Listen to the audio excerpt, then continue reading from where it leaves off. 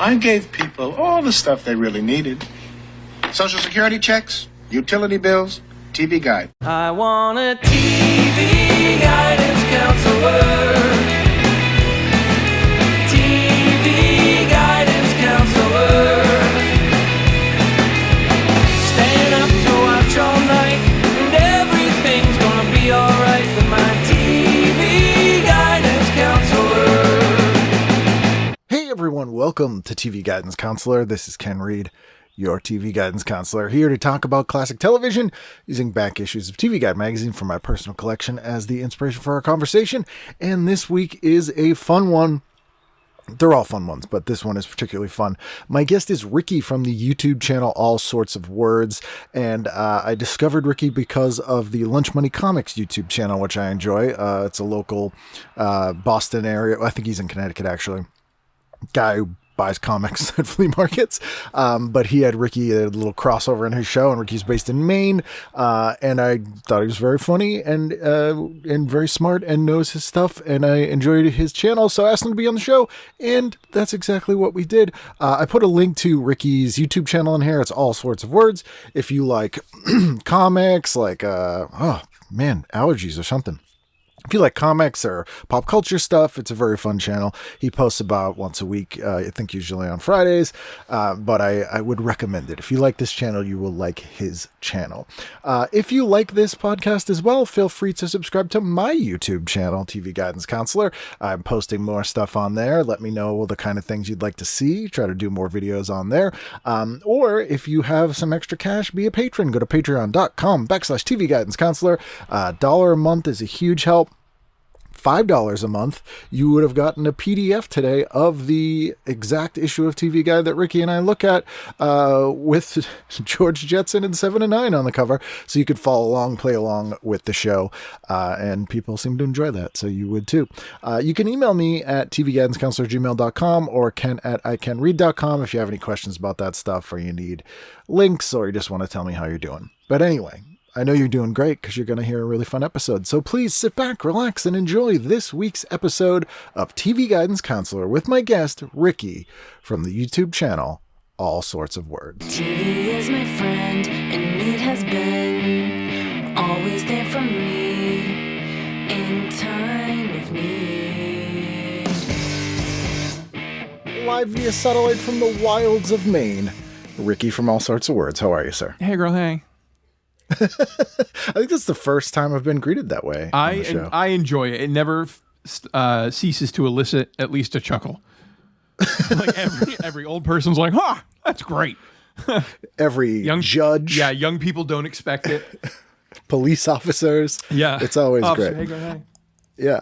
Oh, you know what? This will not work on the podcast because it's an audio medium. But I thought you might be one of the few people who would appreciate this. Oh man.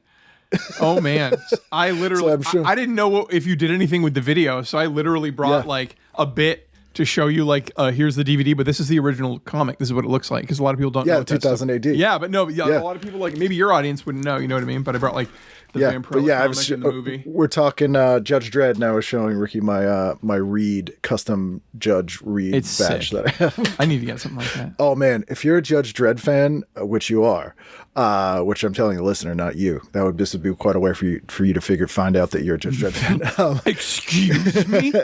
I read Millie the Model. I'm a man of dignity. Love Millie the Model. Did they ever manage to reincorporate Millie the Model into the Marvel Universe like they did with Patsy Walker? DC. Oh, Millie was DC. Because I was always very impressed how Patsy Walker went from basically an Archie comic to a superhero in the 70s. I mean, like, every now and then you get an artist who well, what'll I get you at the burger place? And he's like, Batman's like, oh, double with cheese. And she turns around, she's like, Millie, double with cheese. Yeah. You see a blonde girl in the kitchen. Yeah. Like, that's the most you'll get. Oh yeah, she did work at a diner, didn't she? It's some artist who, like, since they were a child is like, I'm gonna put that woman back in the kitchen. Like, that's the only reason they got into comics. I thought you were gonna go in the direction of, like, oh yeah, he was a super fan, and you're like, nope, I went misogyny right away. I've been into comics for a long time. I know what I'm talking about. But if you are a Judge Dredd fan, Etsy, my God, you will go down a rabbit hole. Oh man, I got a Tank Girl T-shirt off Etsy. Mm-hmm. I brought the first appearance of Tank Girl. First appearance of Tank Girl. Yep. So you're a UK comics guy. So here's the deal. When there were kids these days don't understand that like comic book movies existed in a big way before Marvel for a long time. And you know what? Marvel did it bigger and better than everybody else, but it did exist and it still made all of the money. The Richard Donner Superman movie was just a giant money mill spitting out money. The Batman movies were spitting out money. Like, let's not pretend. And so, I don't know. I get a little miffed when people are like, oh, yeah, you guys didn't have it any good. And I was like, dude, we got sick movies. And so we had Judge Dredd. Yep. We had the Addams Family, which are comic book characters. Comics in the New Yorker, 1938. And then you've got like Tank Girl and Vampirella got a horrible movie. Oh, Jim Wynorski directed movie. Yeah, The Crow. Yeah. Yep, The Crow, Teenage Mutant Ninja Turtles. Dude, it all started with Ghost World. Ghost World, Monkey Bone. We could just do this all day. Oh God, Monkey Bone. Sin City. Y'all forget about Sin City. Sin City was great. Sin City was sick. Although The Spirit was garbage. And was the second Spirit movie. Have you ever seen the first one? I saw Sam Jones. I didn't see I saw the new one with like Frank Miller directed it. Yes. It was like, no egg in my face. That was Sam Jackson's big line. There's a failed pilot for a Spirit series from 1990, and it stars Sam Jones, Flash Gordon himself, as the Spirit. And it's not good. Where you want to be when Jesus comes back? You want to be talking about the first Spirit movie?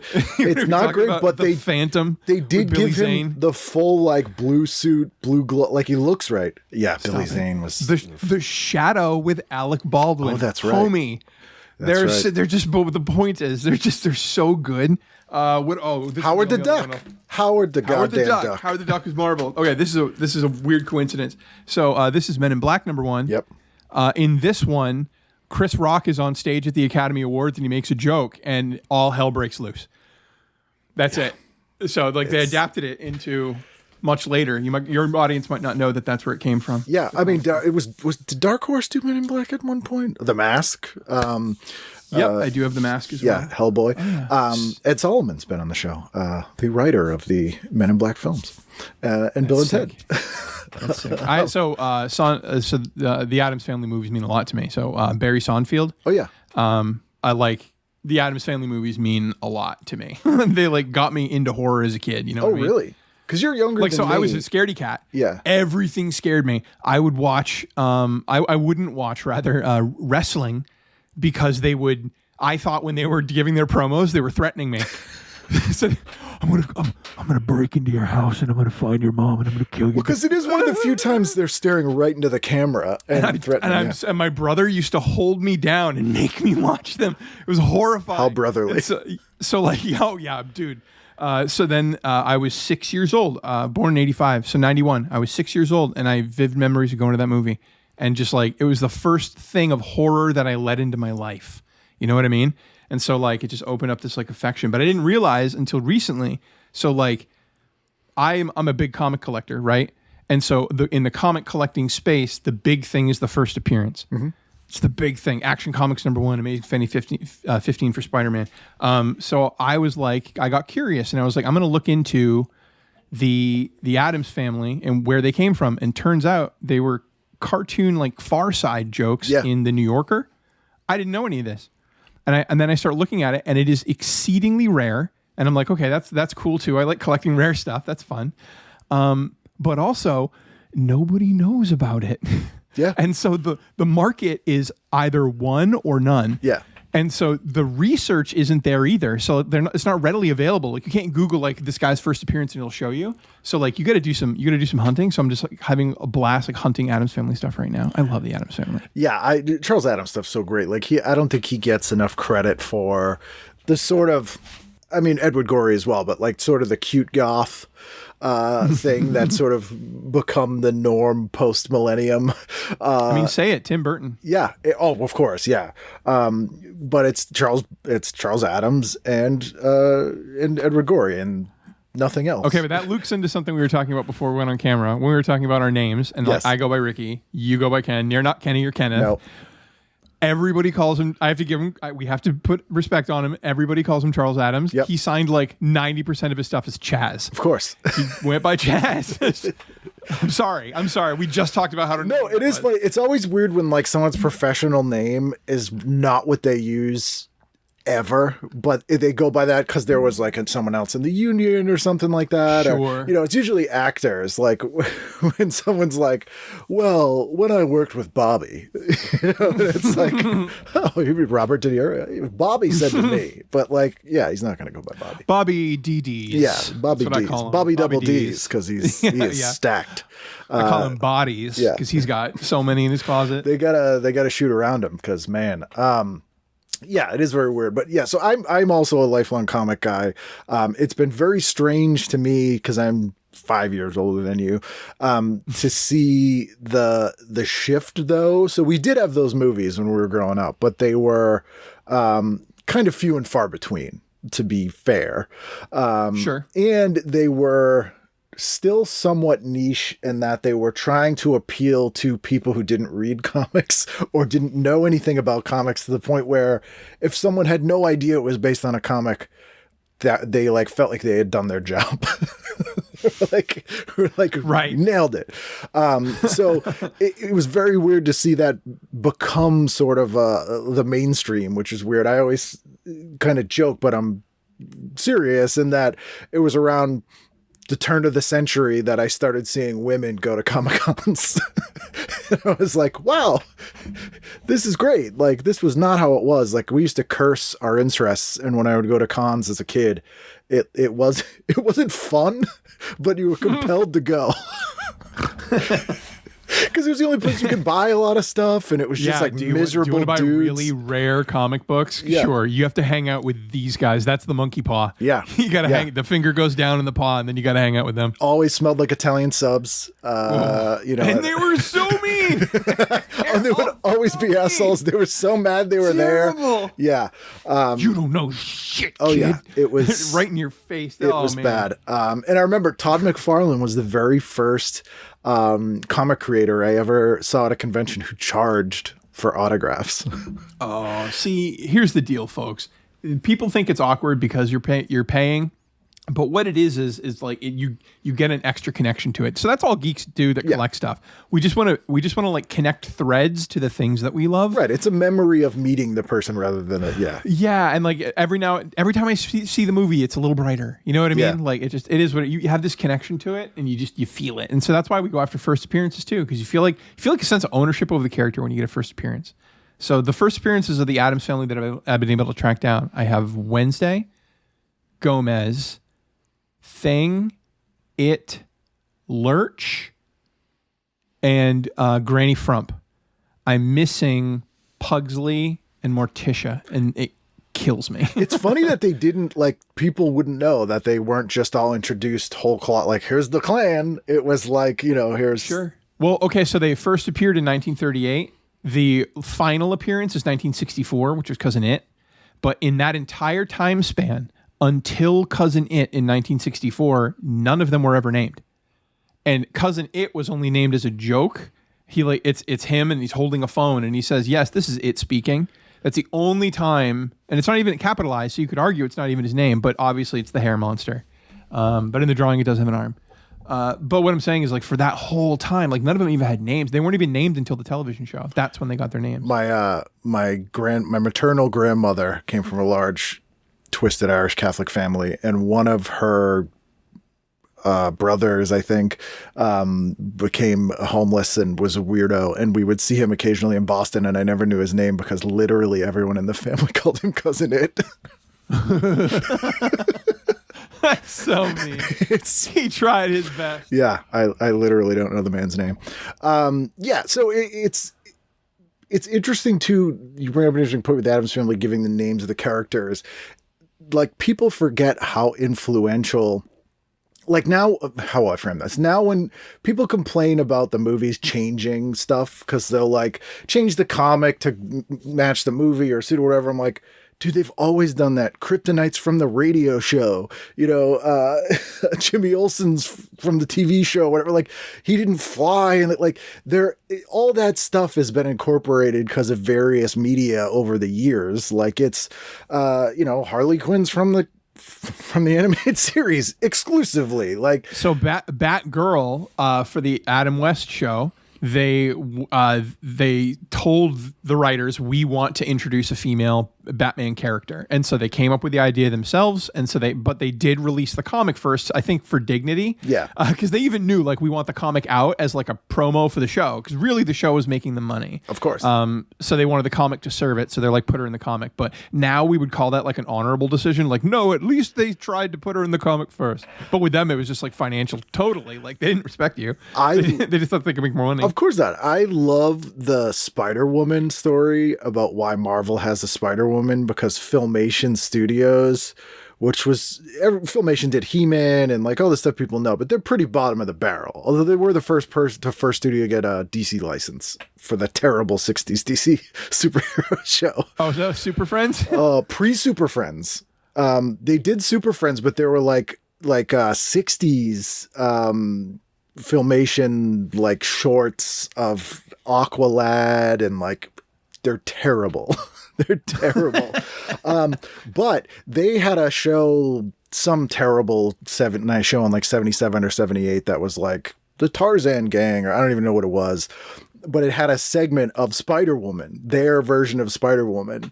And it was this character Spider-Woman that they had made up. But Marvel caught wind of this and created and put out Spider-Woman, the comic, to try and like cut them off, being like, we own this, because they went to their lawyers and they're like, Hulk Hogan, they were like, never again. Well, they're like, how can they do Spider-Woman? They're like, well, you don't have a Spider-Woman, you have Spider-Man, it's different. And they're like, oh yeah, and they lost, like, it, you know, and the show got canceled and stuff. But if you read those first bits of Spider-Woman appearances, they're a complete mess, and it's so evident they're just like, as quickly as possible, have a Spider-Woman and make her not like Spider-Man, but it's Spider-Woman. And then they later were like, oh, it's this name and this stuff. Which is so funny, because nowadays, like, narratively, we've evolved to a point where just jump into the action and then tell me the story through context or through flashback or whatever. I mean, flashback would be probably the lowest rung on the ladder, but like even just through context clues telling us what happened before, that's narratively interesting. But like back then they were just like, no, this she spider bite. Yep. Superhero lady. You're onto it. Although my other complaint is everything doesn't need to be an origin story. And I'm like, everyone on Earth knows who Batman is, who Spider-Man is, which is why I really liked the Batman movie, because I'm like, they're introducing a new Batman and it's not an origin and we don't need it. And they put some seeds in here. So before I talk about the Batman movie, is this okay to just like jump around topics like this? I'm in charge. Okay. We could do whatever we want. The Batman movie. Hold on. My brain just like fell out of my head. Oh, okay. So like, let's say like you want to protest something, and you want to protest something stupid. There's a stop sign in your neighborhood you don't like, and I'm going to protest that stop sign. And you show up, and then another guy shows up, and he looks like he wants to protest the stop sign. And everybody lines up, and you get a crowd going, and then you all start chanting about the stop sign. And then one guy's like, and also, slavery wasn't that bad. Yeah. And then the rest of them then go, yeah. And you go, wait. Like, I didn't sign up for this. Yeah. I didn't sign up for this group. I want to be able to. I'm an American, and I believe in free speech, and I want to be able to say that the Batman movie would have been literally 70 times better if they just cut out all of Catwoman. I'm not with the other sexists. Please. Yeah. I want more women in my superhero movies. I like women. Can we have more women characters, please? I'm just saying, in this one example, it was so bloated with that. You could have cut out 45 minutes of I do not give a shit, and the movie would have just been on rocket skates. And she was good as Catwoman. Oh, it sucks, but it was almost more of an annoying, because that character was compelling and it was an interesting story where you're like, you're doing everyone a disservice. I always call it a futon. You've made a bad bed and a bad couch now by incorporating these two things into one thing. I've got two children in front of me. One of them is currently playing Schubert at the highest level, and the other one starts like flashing a lighter in my face. Yeah. And I'm like, you need to sit down while I watch your sister, please. Yeah. I really just like this movie. You're doing great. Yeah, they were shoehorning a lot in there, and it didn't need it. But so I don't want to be with that crowd. Is the point? Fair enough. On how did we miss the Helen Slater Supergirl movie?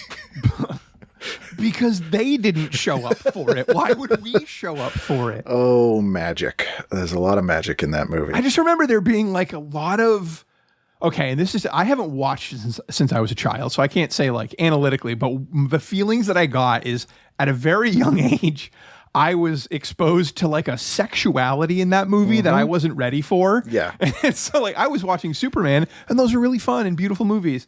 They get dumber as you go. Like with his brick building laser eyes that he has at one point. I mean, never mind. Superman 4, Nuclear Man. Come on. Stop it. But like with that movie, I just remember being young and being like, this feels sexy. It feels like a porn parody with no sex scenes. Yeah. They were like, oh, disgusting. Wait, there's a Supergirl in the comics? Oh, we already made the movie. We're fine. So, but this is relevant to the issue you picked here. And I do want to mention, when I asked you to do the show, you went back and listened to an episode, and the first one you listened to was John Safran, and I was like, oh, I made the right decision asking him to do the show, because I think he's the only guest who's heard of John Safran. You can fairly judge, I bet with the amount of episodes you have, you could fairly judge a man based on what he selects to listen to that he would find interesting. Spin-off podcast. Spin-off self-indulgent podcast. But the issue you picked here, so this is August 1st to the 7th, 2004. It's a little bit later than I normally go, but this is the 25 greatest sci-fi legends. There are 3 collectible covers. I will mention the one that I provided to you is not the cover that you picked, but it is the issue. I went with George Jetson and 7 of 9. Which is still sick. Which is still great. Sick. Yeah. I would have been upset with Alvin Mulder. Yes. I wouldn't have been happy with that. That's the lowest. The creepiest thing about this Jetson 7 of 9 one is I'm seeing George Jetson next to a normal sized human woman. So I'm getting the scale of how big George Jetson is. And he is an abject freak of nature. Like a giant head. Like by this account, this cartoon would be about, I don't know, 5'8". Approximately 1/3 of which is his head. It is disturbing. Well, so you have to understand though, George Jetson in this picture is still a cartoon. Yes. He's never seen a human woman, and for that to be the first human woman, he's ruined on women. Yeah. And the next woman he meets is at a severe disadvantage. He's blushing. She's not looking at him. Yeah, so but he's blushing, but like he might actually be going through a fit right there. Like look at his body language. You know, weirdly and appropriately, this looks like a convention photo. Yes. Like an overly familiar convention photo. George Jetson, huge 7 of 9 fan. He paid his $65. They went through, and this is the picture he got. Yeah. He tried for the waist, but he got a nod from the security. He got a shoulder. She did the lean in. But it's a cool color. Yeah, I would have picked Patrick Stewart and Beldar Conehead. Yes. The third one. It's a funny, like clearly they went like comedy character, serious character was sort of their approach, but I would have loved. Defend yourself. Okay. How is Beldar Conehead a comedy character?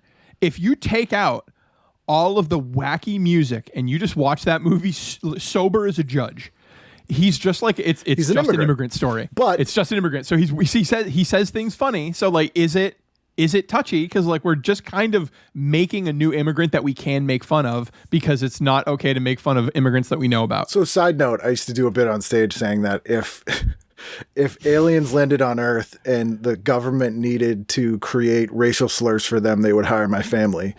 But like in a pinch, but it's from SNL. It's a comedy sketch. And like Dan Aykroyd's whole thing is playing all his ridiculous characters deadly seriously.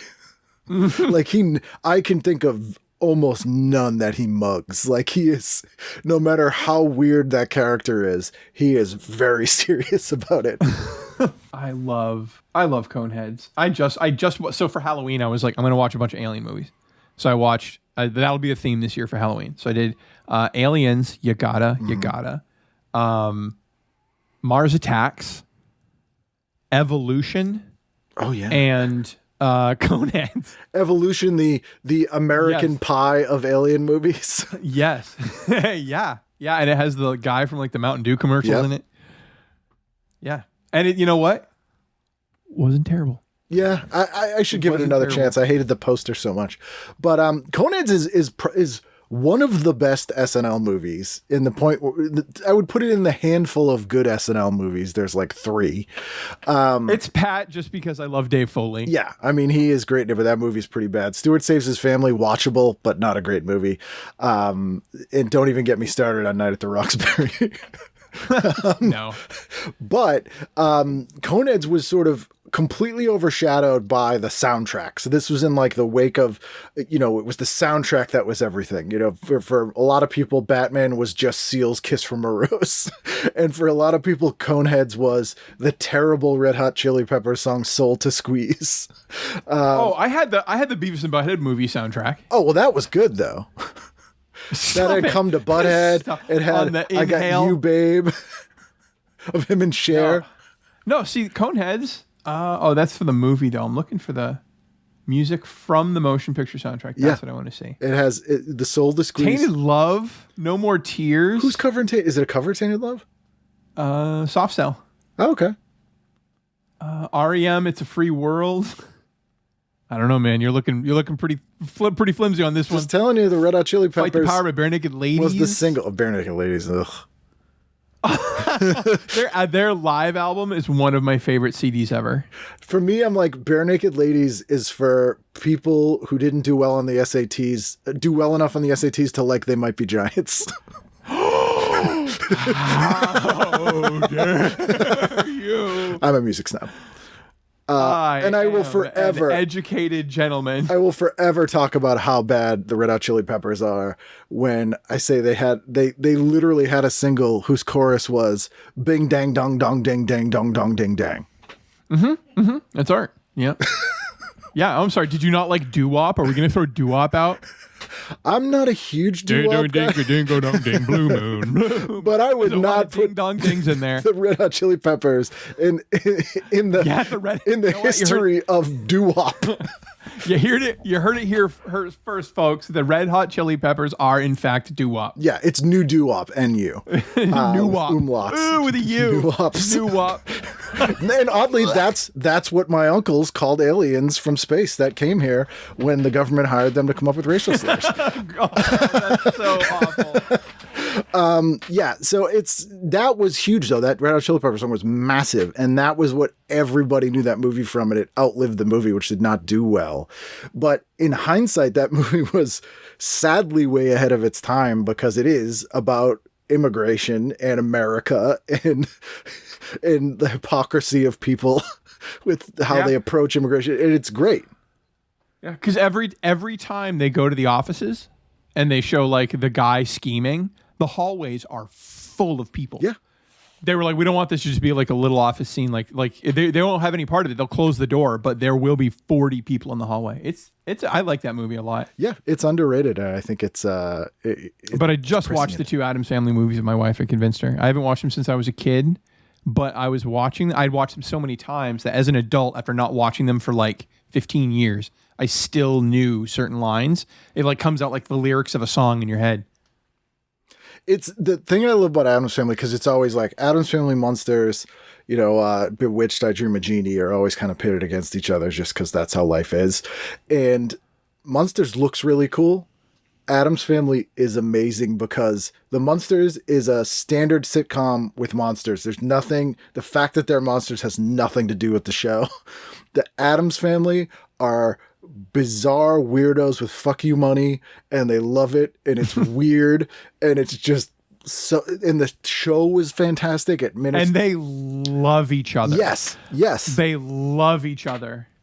And the show managed to capture the cartoons really well.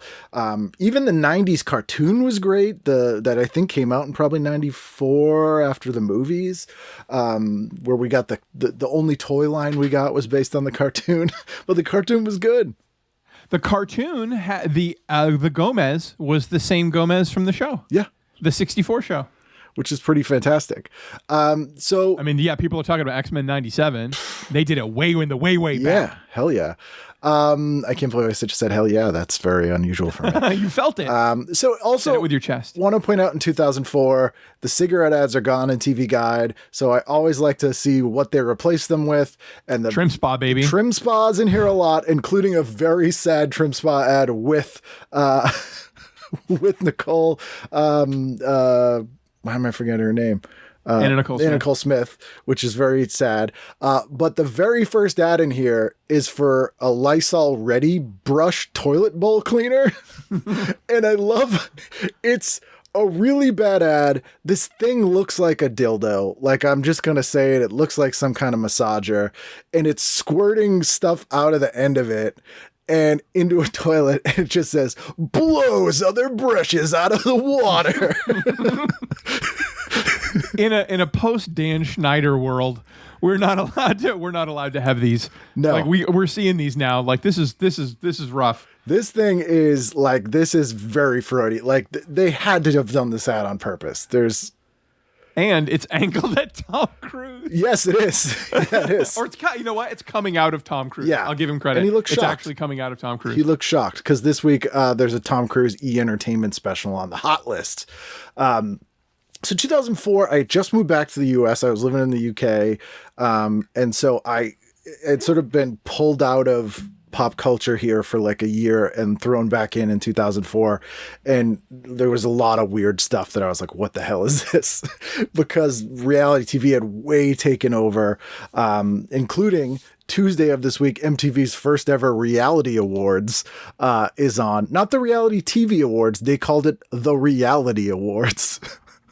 So they're going to be like, this Aurora Borealis. Ashton Kutcher got chase. Best Prankster. Yeah.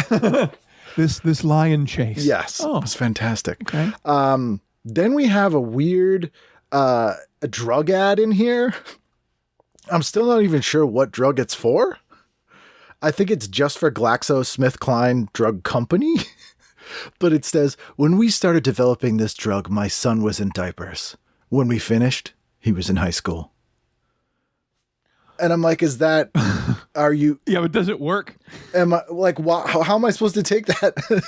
Is that a good thing? Or like, that doesn't really tell me anything about. You didn't say you're done. No.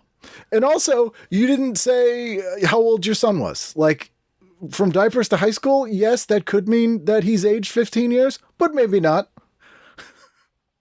Today's medicine, finance, tomorrow's miracles. Oh, that's such we're not evil, we swear. Hey, we need your money.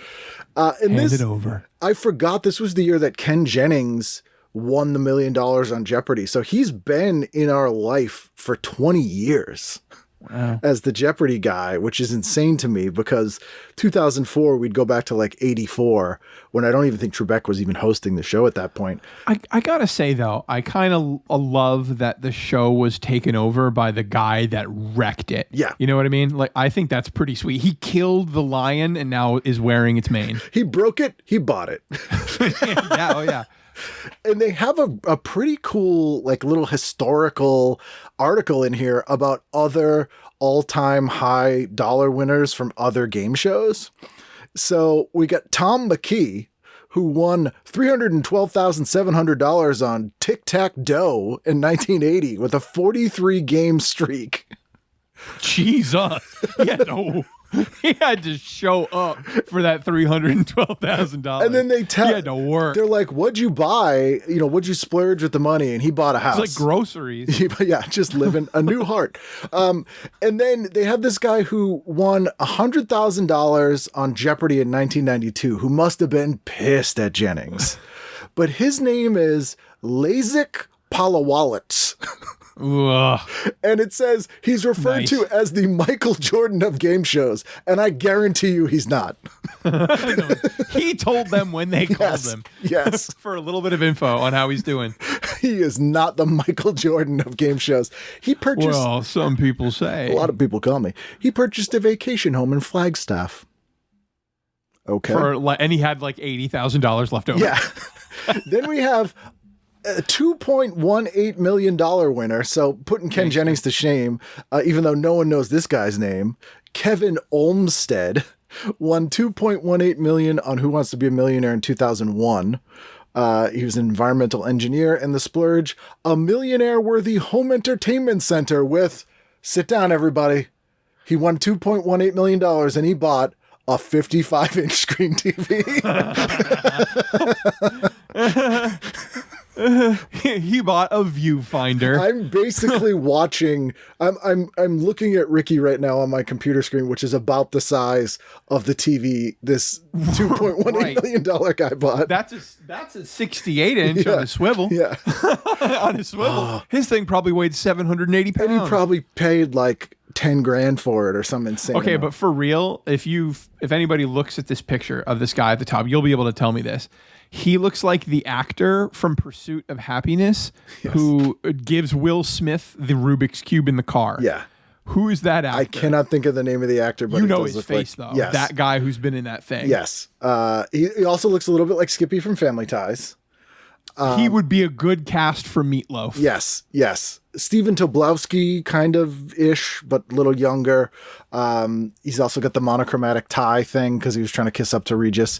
Then our first female winner, Phyllis Harris, won $400,000 with the biggest jackpot of all time on Greed in 2000, a show I've never heard of.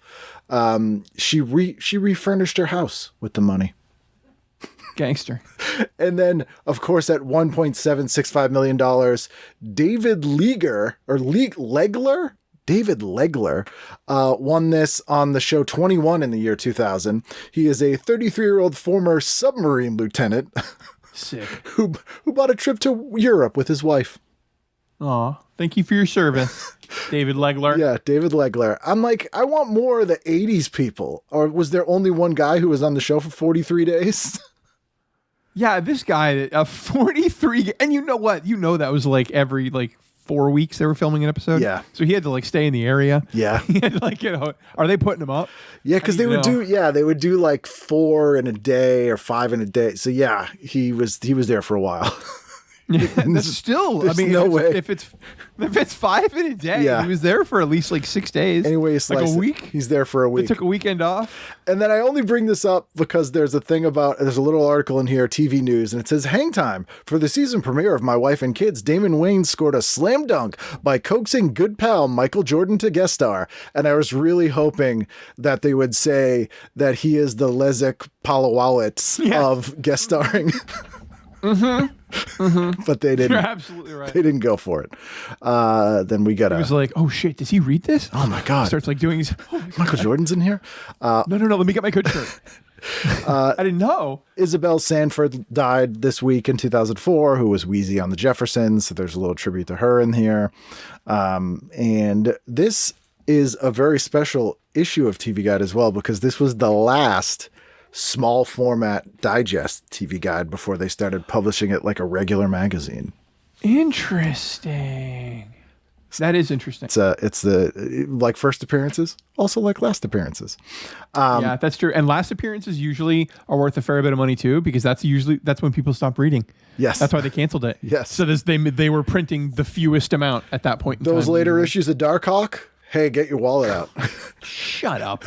Why did you bring that up in front of me? Sleepwalker? I'm supposed to be a guest. Like a little respect would be nice. Sleepwalker? Not bring up Darkhawk. It's like if Sandman was good. You don't bring up politics, religion, and Darkhawk. Darkhawk is weirdly like they ripped off Alan Moore's Marvel Man run mixed with RoboCop. Like the only word for it is just uninspired. Yeah. It was just uninspired. Yeah. Even the name is such like an AI generator 90s superhero name. There's like a genuine artist out there right now just weeping. He stumbled upon this little segment right here, and we just broke his heart. What was the Image one that was exactly like Dark Hawk? That was Valentino. Shadowhawk. Like, I get all these hawks confused. Shadow the Hawk. Yes. Dark Hawk, Shadowhawk, old Darkest Hawk. Yeah, it's like 50 Shades of Grey. Yeah. Dark Shadow Hawk the Hedgehog. Dark Shadow Hawk was pretty cool. That was a vampire who was a street criminal in Boston. Yeah, he had a crossover episode with Forever Knight. Yes. Oh, the best vampire cop show ever. Do you know who played Nick Knight in the original pilot of Forever Knight? Nick at Night. That's his name. Nick Knight. His name is Nick at Night. Yeah, that's his character's name. Okay. No, I don't. It's a fellow Rick Springfield.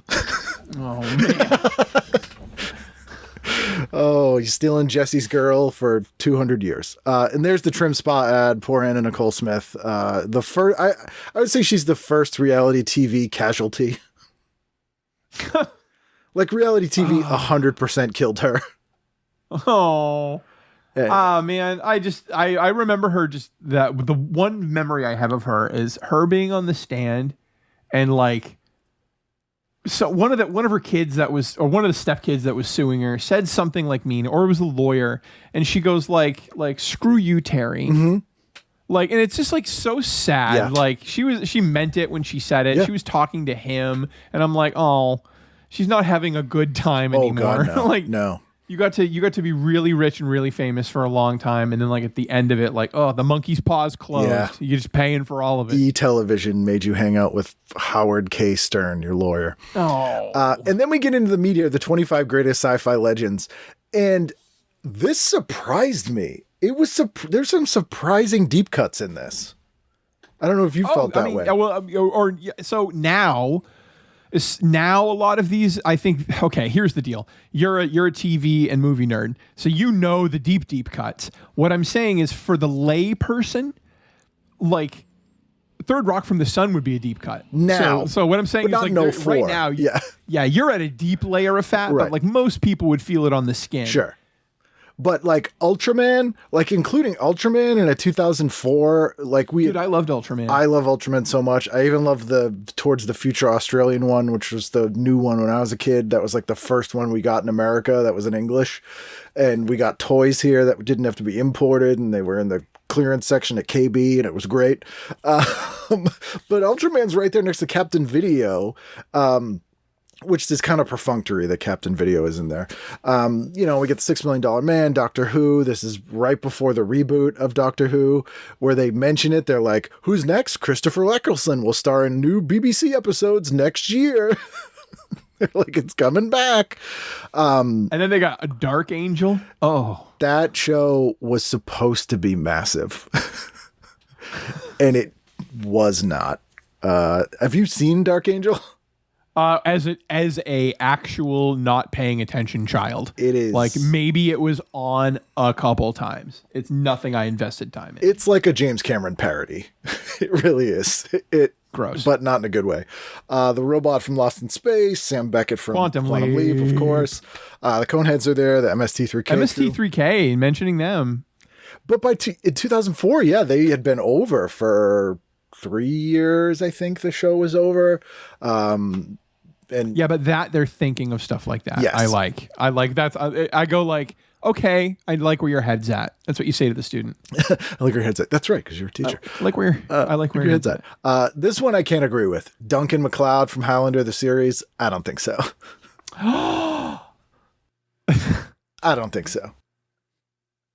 Ricky, when did you know that you were going to storm out of the room? You're a Highlander the series fan? I'm a Highlander fan. I love the movie. Highlander fan. The first movie is fantastic. Okay, you're a Mad Max guy. Yes. I am a Mad Max guy as well.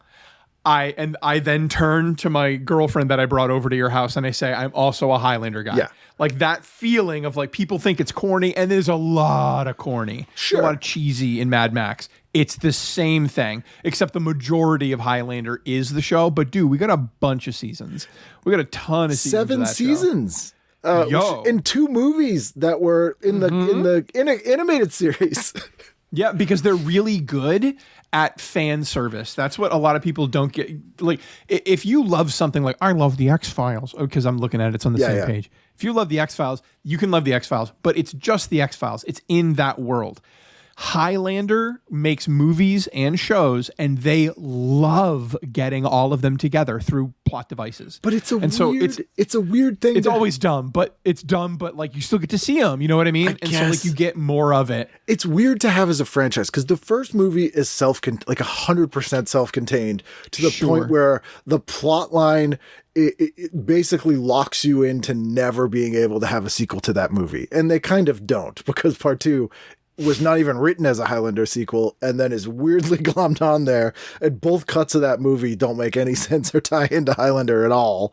Although I think that original movie that Highlander 2 was probably would have been kind of a cool sci-fi movie. But this series, I was like, I don't understand how this works. And here I have a personal vendetta against the series for this reason. When I was in college, I took an avid editing class, and our final was to edit an episode of Highlander the series. So we got all the raw footage, like hours of Highlander the series footage from this one episode, and I had to edit it into an episode. And I just wanted to die. It was painful. Imagine and I would sign out the Avid suite. This will sound crazy to younger people, but they had this like $1 million computer editing system that you could probably do on your phone now. And I used to sign it out in overnights. And so they would lock me in the building and I would just be there alone in this school building editing Highlander the series for 8 hours overnight, losing my mind. So, I was traumatized by Highlander the series is what I'm saying. I mean, that's a sad thing to get traumatized, but I think it could have been anything though. I also just don't like Adrian Paul. Fair. And you know what I'm saying? I'm agreeing here's how I'll put it. I'll agree with every complaint you have about it. And you can still like it. But I still love it. Of course. Yeah. I mean, Adrian Paul to me is someone's like, look, Christopher Lambert needs to be more like Lorenzo Lamas. And they go, I have a guy for you. And a guy who, has he been in anything since Highlander the series? You get up to the counter at the sub place and you go, can I get a Lou Diamond Phillips? Oh shit! I only brought half my money. We only get Adrian Paul's. Can you get me as close to Lou Diamond Phillips as $6 will get me? Yeah. When I developed Adrian Paul, my son was in diapers, and when he was finished, my son was still in diapers because I had jumped off a fucking bridge. It took no time. Yeah, I mean, I guess if it played more like a anthology series or something, like you just want to see an anthology series about sword fights. And then I have to give a shout out, Babylon 5 for Harlan Ellison. Mm-hmm. Harlan Ellison, rest in peace. Notorious curmudgeon and not but nice man. But I love him as an artist. Oh, yeah. He's just the worst. Yeah. He's just the worst. His stuff is amazing. And now there's even more stuff coming out about him, and I'm just like, God damn it. You know what? None of it surprises me though. It's all consistent. No, for real. It's all consistently bad. Yeah. Oh yeah. There are no shocks. Dude, that guy just kicked your dog. Yeah. Oh shit. That's Harlan. I believe it. Then I was surprised they included David Vincent from The Invaders, because The Invaders is a completely underrated series that is really good. It was sort of like The Fugitive, but with aliens, 1967-68. It was created by, oh my God, why am I forgetting his name? He did The Stuff. Larry Cohen created The Invaders for TV, and it's a cool show that I'm surprised they haven't tried to reboot or even make a movie out of. We get the first person in this guide, in this list who I've had on the show. It's Diana from V, everybody. Jane Badler. That is the one sci-fi show from like adjacent to my childhood. Because it was in reruns when I was born. Yeah. It was in reruns. In '85 I was born, and so like when I was old enough to watch shows, it right over my head. Like I had missed it. You know what I mean? It's so good though. Like it holds up. Like at least the original miniseries. Like everybody's saying what you're saying. I should just shut up and watch. It's really good. There's too much anime. It's really good. Anime is the thing I never got into. When I was growing up, they used to call it Japanimation. Yeah, I used to watch a Saturday anime on Sci-Fi Channel. That's how I got into it. Oh, did they used to do that? Yeah, it was so on Saturday from like I think they started at like 4 a.m. and they would run until like I think sometimes like 1 or 2, a movie would run over into the afternoon, and then they would switch over to like Godzilla movies. But I would that's just a good switch. I just remember like the places I would go to buy horror movies and horror stuff, they would always like be sort of anime adjacent. So I'd see like a lot of like Bubblegum Crisis bootlegs. Vampire Hunter D. Yes, Overlord or whatever that thing is with the Legend of the Overfiend. Yes, Overfiend and La Blue Girl. And then that Tomb of Dracula adaptation, which is actually pretty good. It was an unauthorized Marvel adaptation. But then the very next page is Star Trek, and I want to be here for a little bit. So you're a Star Trek fan. Trek.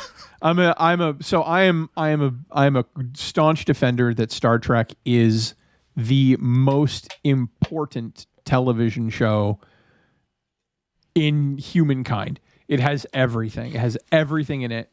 And you can just if you just like say the aliens show and they say no, the aliens come down and they take over the government and they say we'll only let you go if you give us one really good franchise TV show. Like it's got to be one, and we got to be able to get behind it. There's got to be enough meat on the bones. There's got to be comedy, drama, love stories. It needs to have movie tie-ins. I need everything. Like you can't even say Star Wars anymore. Star Wars has been saturated, way oversaturated with a lot of trash. And was also incredibly derivative to begin with. Yeah, they're different. You know what? Yeah. I'm not here to shit on Star Wars. I am. But like I don't. I'm not a fan. I'm openly not a fan. But if that's your bag, go for it. But like Star Trek is super important, and it's in so many ways, historically, content wise. It's just a great series. I've come to appreciate it more. The issue I always have with it is it's utopian, which does not fit well with me. I feel you, but what are the problems that come with a utopian society too? Like, what does that look like? And I love the 60s-ness of the original series, but it really doesn't get the credit it deserves for 20 years after the original series, rebooting it with a sequel series that was more popular than the original.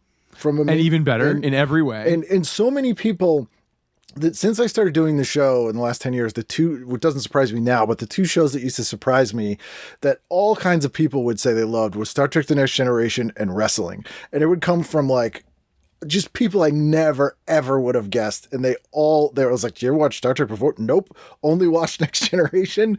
And they loved it. And then we have 5 other series after Next Generation? So here's the deal. So if anyone ever listens to this, and thinks I could have ended the joke That's there. It. Yep. If anyone ever listens to this, and I just hang up my mic. No, if anyone ever listens to this and they think that you might like one of my recommendations, here's the secret about Star Trek. Everybody loves The Next Generation. Deep Space Nine was the very next series, and it is way better. It's darker. And it's serialized too. So it's like you can't, like, from episode 1 to the end, there's a continuous story that they're telling. And just that one device of like, we're going to tell continuous stories, man, they got deep on some issues. And their whole like allegory of the Bajoran and like the Jewish people is like fascinating and so like respectfully handled. Yeah. And just like good. It's just good. It's good writing, good storytelling. From what I've seen of it, it's a great war story about the aftermath of war. See, and that's what I'm saying. Even you just said, from what I've seen of it, it's the great kept secret of like, if you know, you know. To be once fair, you watch Deep Space Nine, I haven't watched a lot of Star Trek. because I avoided it. I mean, I was always a horror guy. I was never a sci-fi guy. I never watched Sci-fi horror. Next Generation. In the last 10 years, mostly because of the show, and I've been like hired to run panels with like cast members. I've watched a lot. My wife is a Star Trek fan, so I like enjoyed Good lady. Voyager, enjoyed Enterprise. I really love Discovery, which everyone seems to hate who likes Star Wars, which is probably why I like it. Here's the problem. I'm just really, really behind on my TV watching because of anime. Anime has like It's a real problem. it's Right? just it's taken over my like relative TV watching. What do you so watch? like I have not Is seen. there anything specific? So One Piece is my all-time favorite Simpsons anime, like Simpsons level TV show that like I love. One Piece is really special, and it's currently going on right now. Okay. But it's been going on for like 30 years. Okay. But it's this really big Simpsons like universe where it has its own rules, and it's just a beautiful story, and it's pirate themed. But I love One Piece. Right now, I'm like drip feeding myself the ending of Attack on Titan. Okay. Because I love it so much. If you like war stories, if you like war, Attack on Titan is it's so good. It's so good. I'm sure you've walked by a Hot Topic and seen some Probably image of and Attack not on known Titan. that's what it was. Like that's my Sure. I'm at the age when like if I go to a convention, I'm like, what's this person dressed as? Anime or video game? Like I don't know. Sure. It's one of them. If you had the perfect body, we're talking like you've got like an 11 pack. I do. You're okay, perfect. So then you can just tell me the answer then. If you could cosplay as your perfect version of yourself, anything, like, and put all the money into it and just have the dopest costume. Either Captain Marvel Jr., but like full on Elvis 70s Captain Marvel Jr., like a little mashup there. Sick. Captain Britain, like the full Excalibur Captain Britain. Or that's a tough one. Oh, Johnny Blaze Ghost Rider. Oh, you'd have like a flaming head. Yeah, and like Or a like- leather yeah. or like a leather jumpsuit. That's sick. I think that's what I'd go. How about you? Jesus. You'd think I would have had an answer right away. Man. Probably I'd love a sick Judge Dredd costume. Yeah. Like from the comics Etsy. with like the chrome looking shoulders. Yeah. Like if you spent like $8,000, but okay, that's during the con at the day. Right. Everybody knows there's a con at night. And so you typically have either a whole second costume or a modified version of your costume. I would show up as like a pimped out Alvin from Alvin and the Chipmunks. Okay. Like I'd have the big A jersey Down to and the like floor. a big A chain. Yep. I'd have the little like Beagle Brothers nose drawn on, Yeah. so I could look like I'd have the thing. I think we can make that happen. There's a con this weekend. Yeah, get like a white baseball hat Yeah. to match the jersey, a red. That's a good one. I will say on Etsy, they literally sell at reasonable prices all of those Judge Dredd components. If you want yourself a Dredd helmet from any era of the comic, any of the films, they'll get it for you. It's I've been tempted and I don't even want one. So let's dive in here after our chatting. But this week, this is when they started to shift kind of how TV Guide did their listings. So TV Guide was always from Saturday to Friday night. They switched from Sunday to Saturday, and that's when they switched to the big format. And this is sort of the last time we get like classic TV Guide listings, because after this, it's just the grids. So this is kind of an end of an era, but we still get the descriptions and all this stuff. Did you guys get TV Guide when you were growing up? I mean, they were everywhere. Like Yeah. you even if I didn't read it, like I at one point went to the dentist. Yeah, you that's know true. what I mean? Like they were literally everywhere. Highlights for kids, TV Guide. Those are your choices. Yeah, or like entertainment, and then like and then everything in between. They would have my dentist in Candia, New Hampshire. This guy was current with everything. Where's So you Candia? get like Candia, New Hampshire. It's next to Deerfield, New Hampshire, which is next to Manchester, New Hampshire. Oh, up near Manchester. Okay. Okay. See, I have to say Manchester because everyone's like, "What the hell is a Candia?" Yeah, well, I was like, "Are you on the Canadian border? Or are you like no yeah. Candia? Yeah. See, I would have been like, "Oh, that has to be near Storyland." It just makes sense thematically. So, what on Sunday jumped out for you? What page are we on? We are on page 37 of the PDF.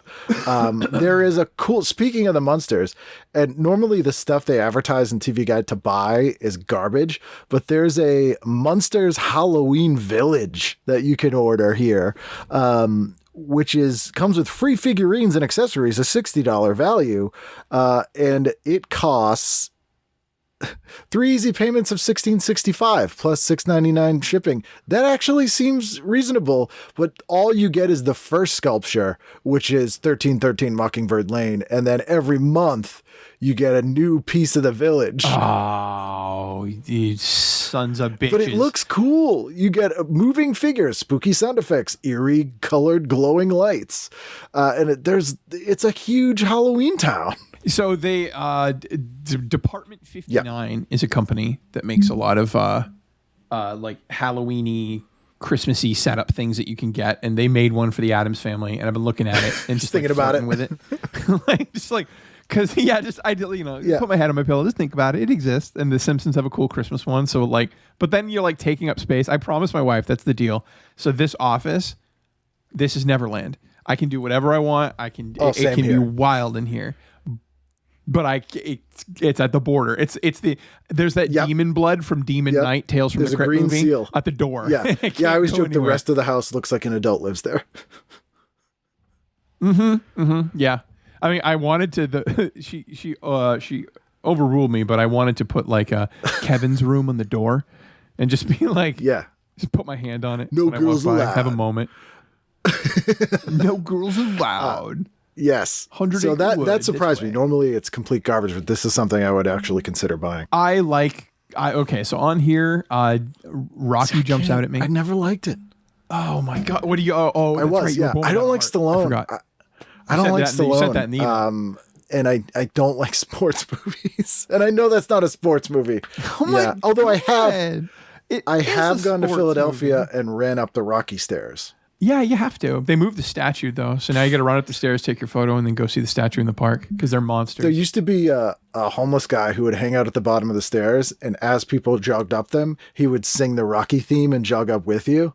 And then you'd pay him because that's well worth it. Sure. Like, that guy was a genius. I'm going to pay for me, and you're going to do it to somebody else. I'll pay for that one, too. But just do it. Yeah. Just do it. It's like when people pay for the person behind them at the drive-thru. Yeah. But that person did not want that. Cool. Like you're actually chasing them up the stairs instead of them running. We were terrified. So Rocky jumps out at me. I mean, honestly, if I'm being a rapacious little piggy, Cops jumps out at me. I loved it at the time. I loved it and feel bad about it now. This night it's Bad Girls 2 and a stabbing special. Ew. Two separate things.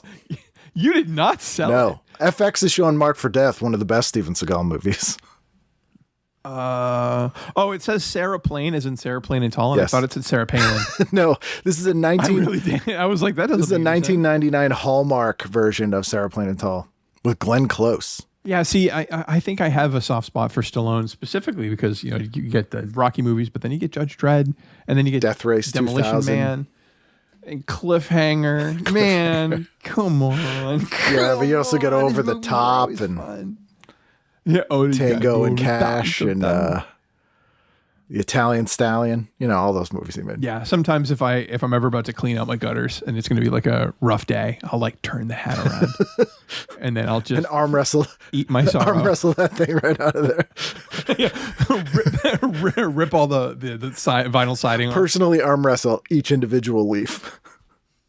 I was surprised they're showing The Tuxedo, the Jackie Chan movie, which isn't his best film, but no, but still yeah, good. I was kind of shocked. They only give it 1 star, which seems harsh.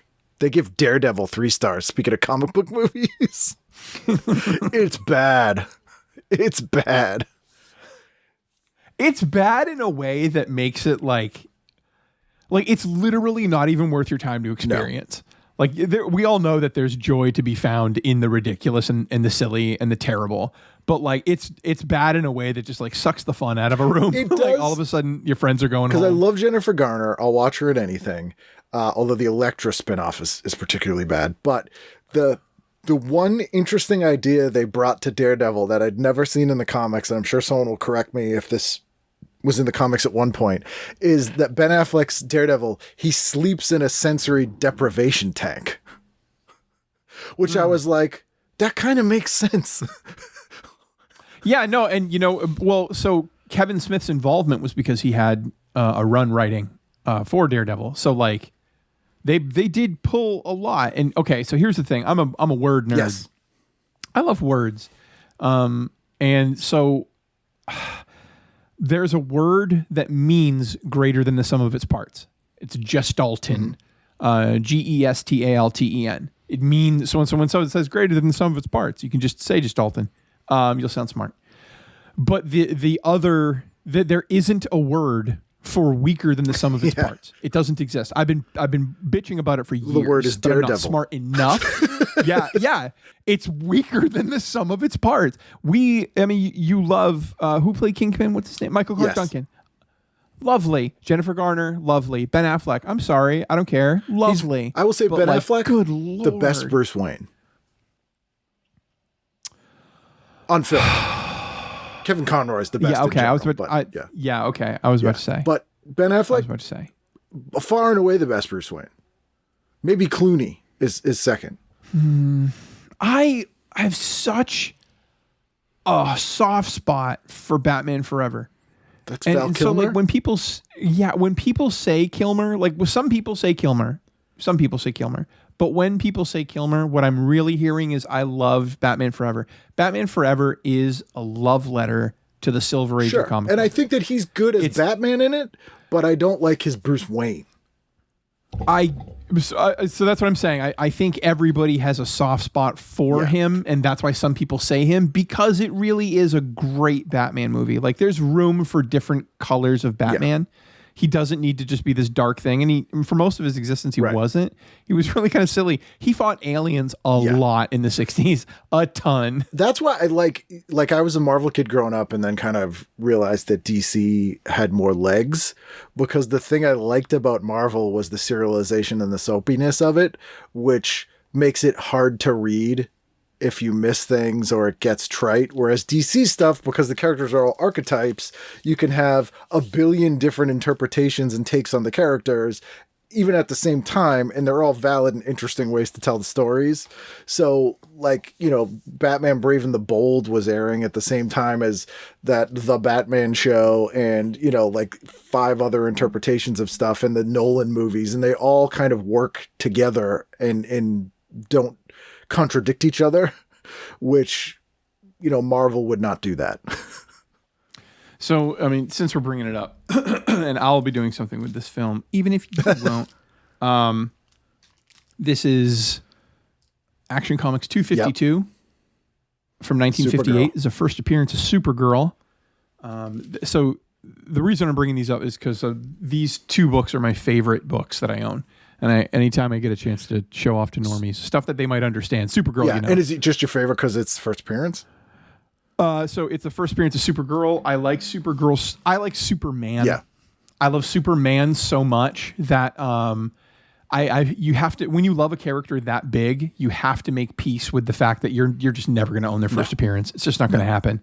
If I even say to myself, like, if I had the money to afford it, I'm in such a different financial place in my life that I wonder if my brain's the same and I even want it. Like, would I be, if I could? It doesn't have $1 million. You become Nicolas Cage. Do you even bother? Yeah, and then when you have it, do you realize you feel nothing, and then you like downward spiral?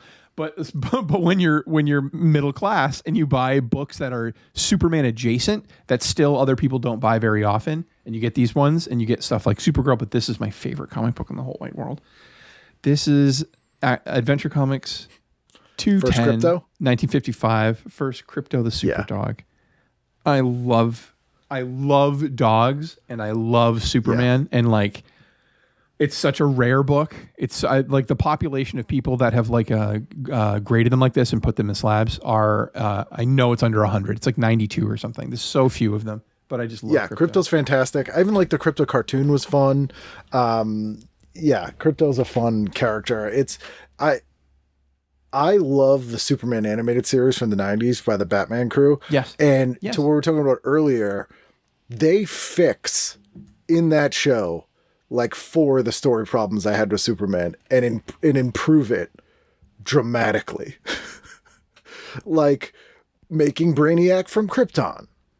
Now it's really interesting all of a sudden. There's an AI that's like a white supremacist. You know what I mean? He's a Kryptonian computer. Who's like, Krypton's the best. I'm going to just absorb everything. The way they deal with magic was really interesting. And like for Superman, I love that. It's so underrated. No one ever brings it up. I love Superman. Batman gets all the attention, but I love Superman because throw out all the history. Throw it out. Whenever they tell a Superman story now, in the comics, like in every single event where the characters come together, in moments where they're all just like eating lunch and hanging out, like there's a moment where he goes like, and everybody listens because he's gonna take us where we need to go. Everybody believes in him. He's the one that always delivers the last punch when they're fighting the big intergalactic monstrosity and everybody is spent and oh my God, did we do it? He's the one that streaks across the sky and gets the finale. And like, I just love him so much. But he's so good. Everybody's a little afraid of him, even though he personally gives them no reason to. You know what I mean? Like, he doesn't flex the like, hey, like it's just the opposite, but everyone is still like, there's an alienness that is always there. He was on a planet with Batman, and the villain won and released a poisonous gas all over the planet. And Superman snapped his fingers and dissolved the atmosphere so that the gas wouldn't kill them. And then Batman pulled some jiggery fuckery and fixed the atmosphere. But Superman, that's the level of power we're dealing with. Like snap, get rid of the atmosphere. Like he could kill everybody in a second. Just for fun. Underrated character that's unfairly maligned, I think. Absolute power does not corrupt. No. Absolutely, in this example. I do hate how comics who are like, we're making mature comics. It's like a 12-year-old's version of what if you had ultimate power is. Like, I'd probably fuck everyone up and then just like steal shit. I'm like, I don't know if you would do that. Although Lois and Clark, not my favorite. Monday, anything?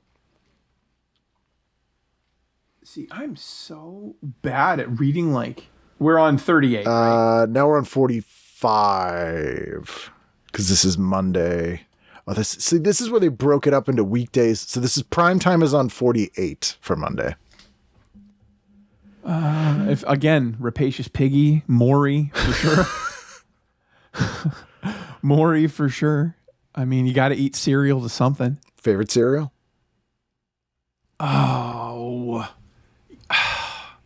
If I'm okay with loose poops, it's Reese's Puffs. Okay.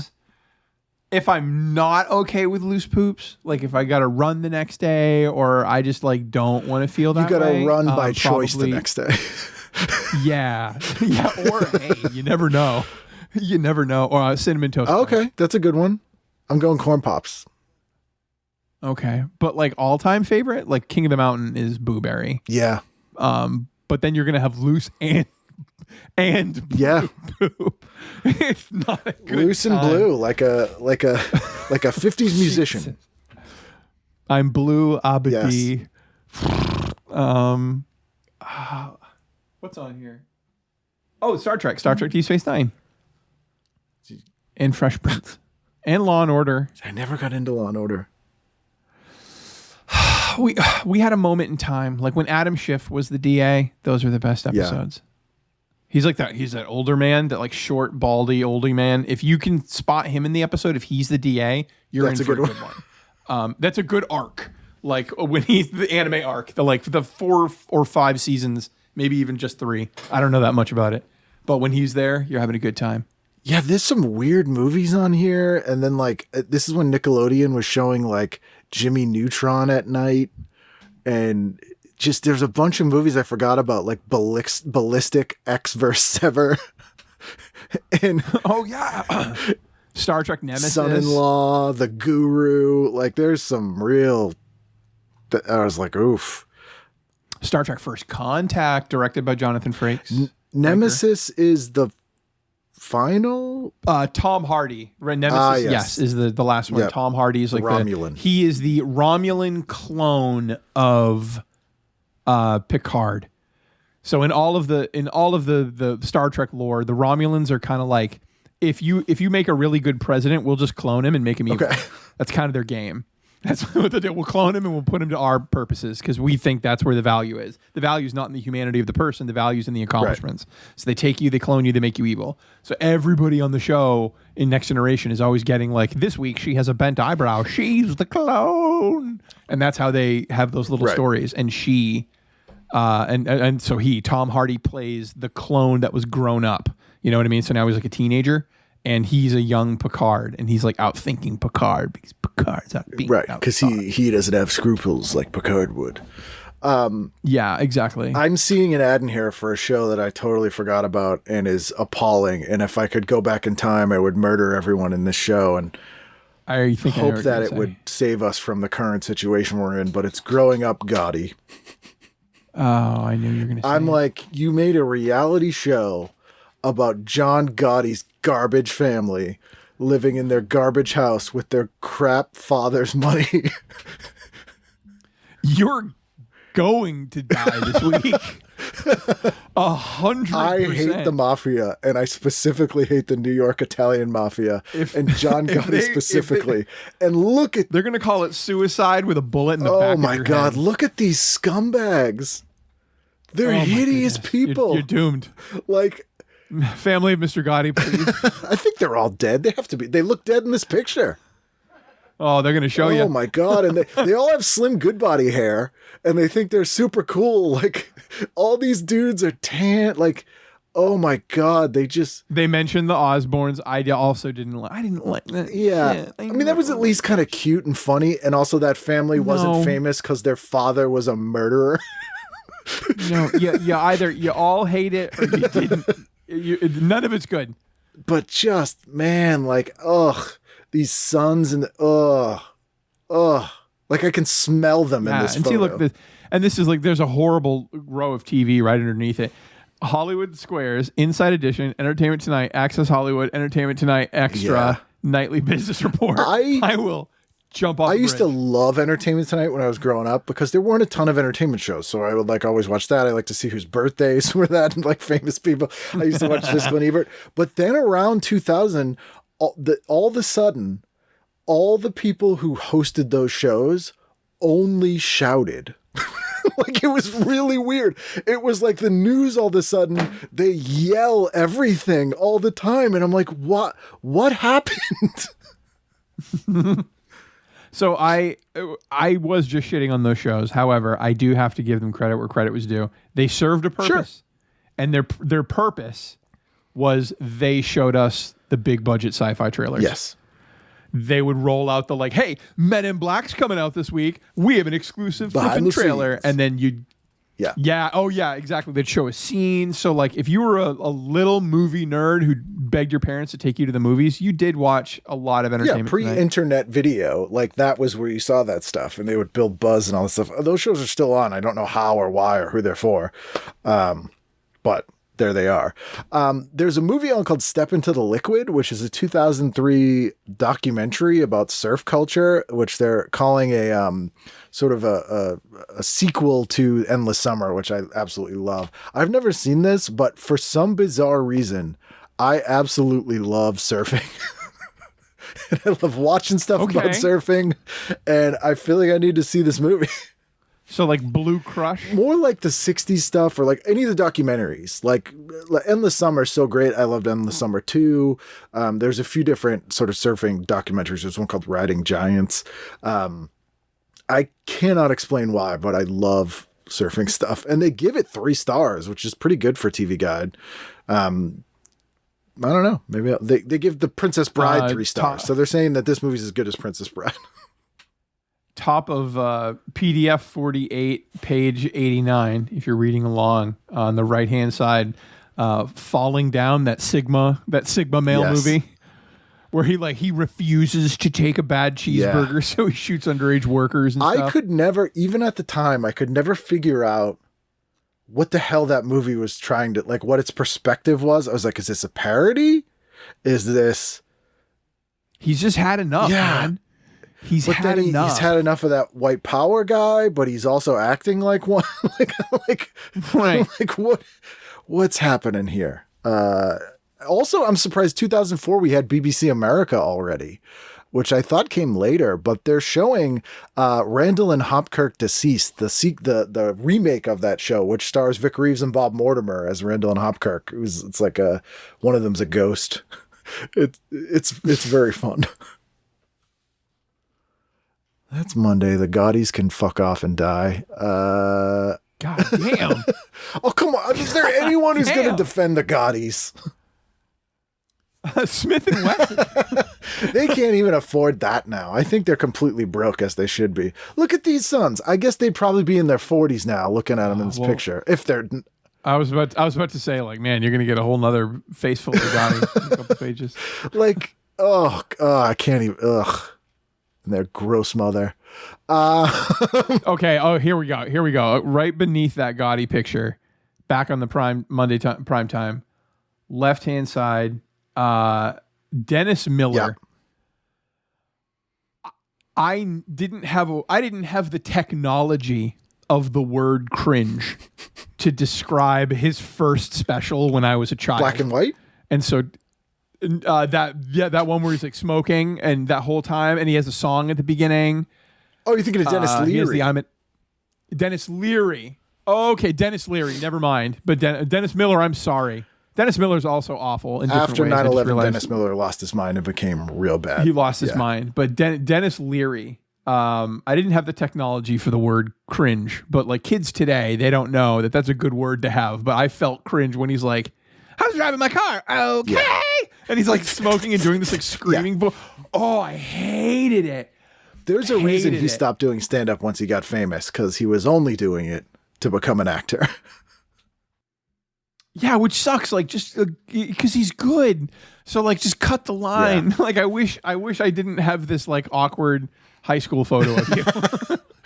Could you erase that? We didn't need to see your the way that you developed. Road to Perdition's also on, another great comic book movie. Road to Perdition, another movie that everybody forgets is a comic book. Nowadays, everybody's trying to talk. Got something to say. Yeah, they forgot about. It's a good. I saw that in the theater and was kind of blown away by it. It's a pretty great movie. And then Addams Family TV show. There it is. Did you ever see the new Addams Family? With Tim Curry? Yes. So you know that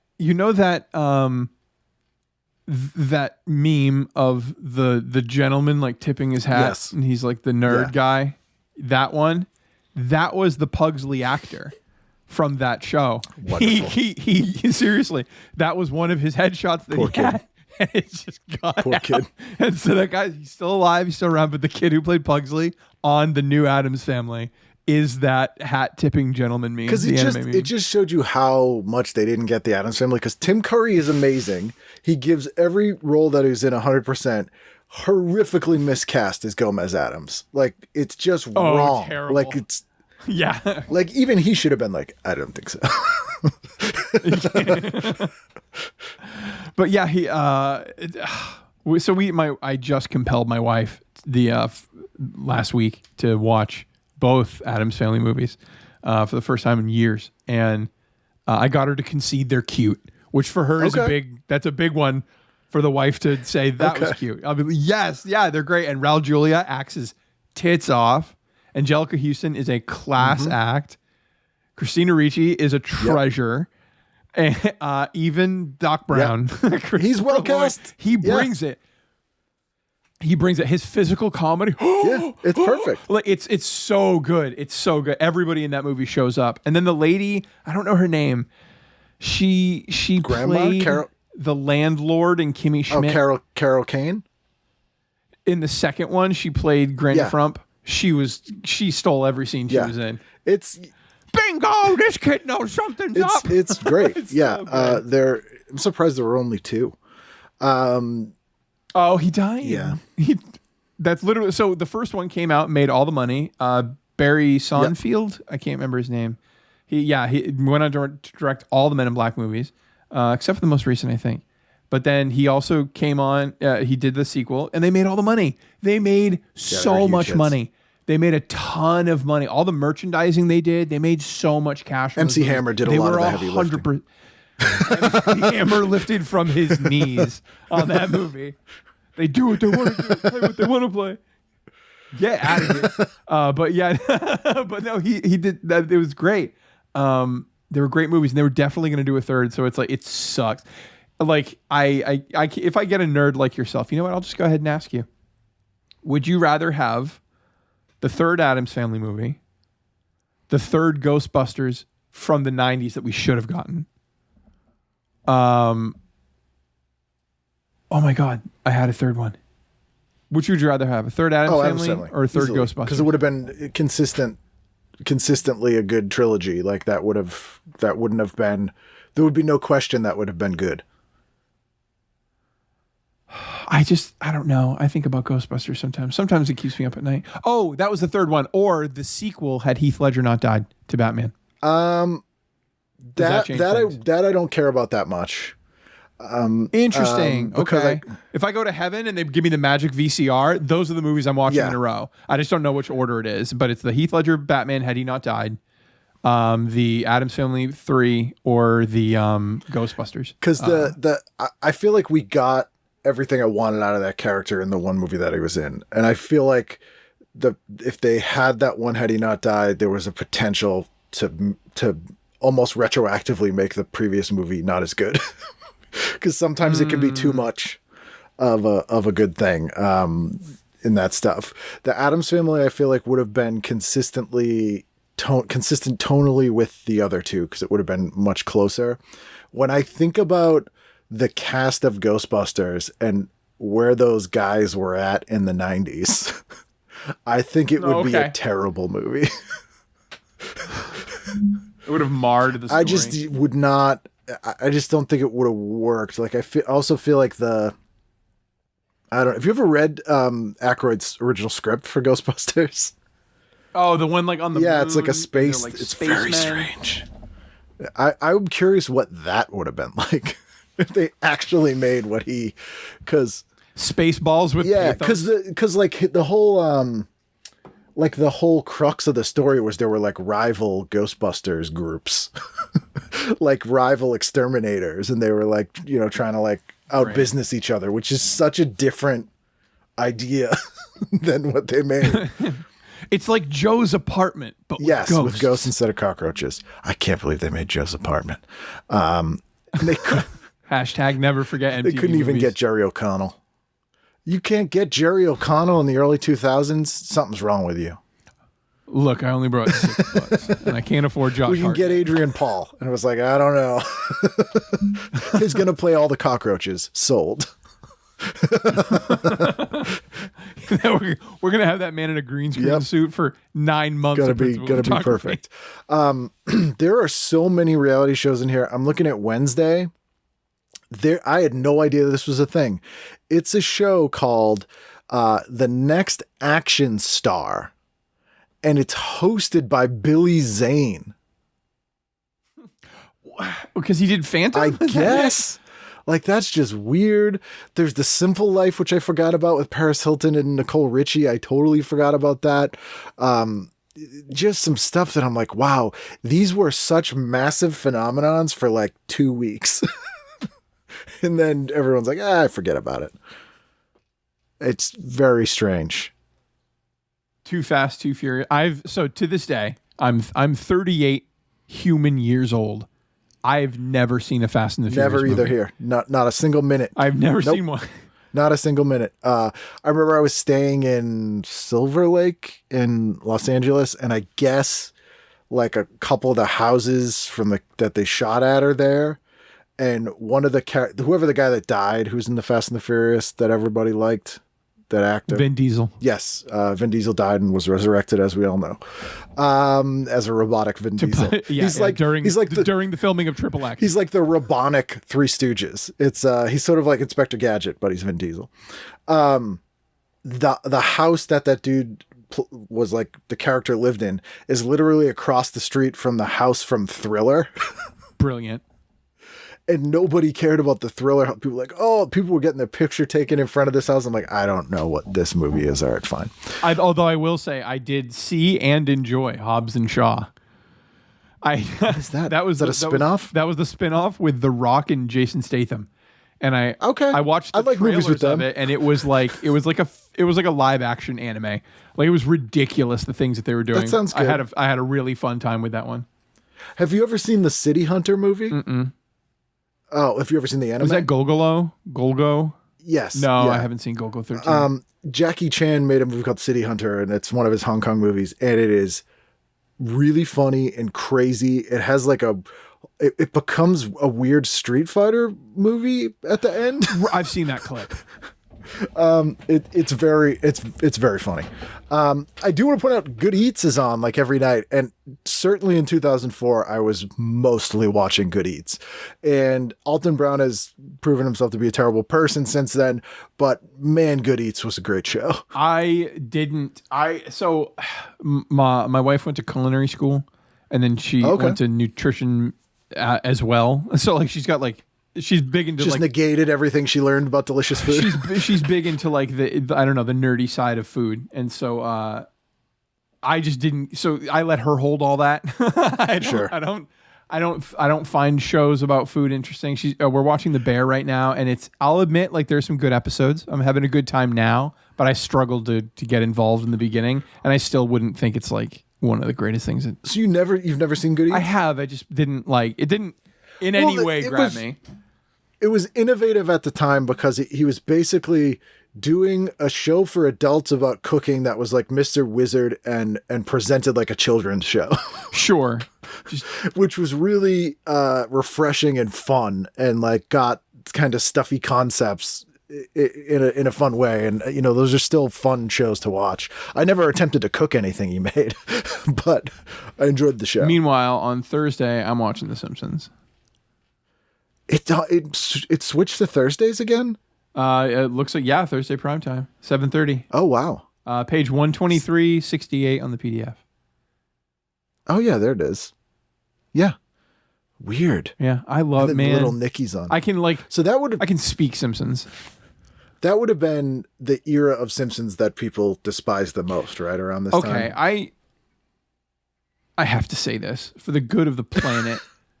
The Simpsons has degraded. I'm not debating that, but it's been on for 30 plus years. The spark still shows up all the time.